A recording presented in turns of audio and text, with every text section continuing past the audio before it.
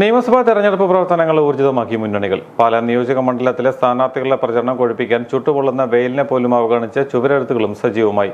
സ്ഥാനാർത്ഥി പ്രഖ്യാപനത്തിന് പിന്നാലെ തെരഞ്ഞെടുപ്പ് പ്രവർത്തനങ്ങളും ചൂടുപിടിക്കുകയാണ്.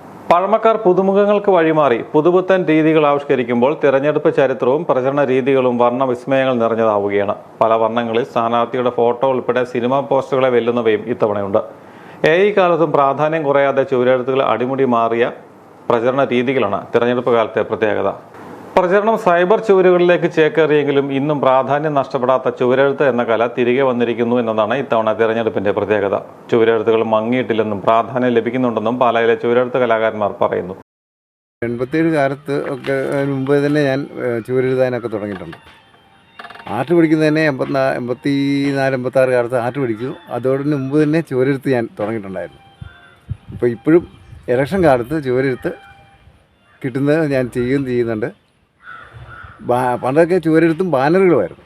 അപ്പോൾ അതിന് പകരം ചുവരെഴുത്തും ഫ്ലെക്സുമായിട്ട് അങ്ങ് മാറി. അങ്ങനെ കുറേ മാറ്റങ്ങൾ വന്നിട്ടുണ്ട്. എത്ര മാറ്റം വന്നാലും ഇലക്ഷൻ കാലത്ത് ചുവരെഴുത്ത് അതൊരു പ്രത്യേകത തന്നെയാണ്. തന്നെയല്ല, ജനങ്ങളുടെ മനസ്സിൽ ഏറ്റവും ഇതായിട്ട് കിട്ടുന്നതും തങ്ങി നിൽക്കുന്നതും ചുവരെഴുത്താണ്.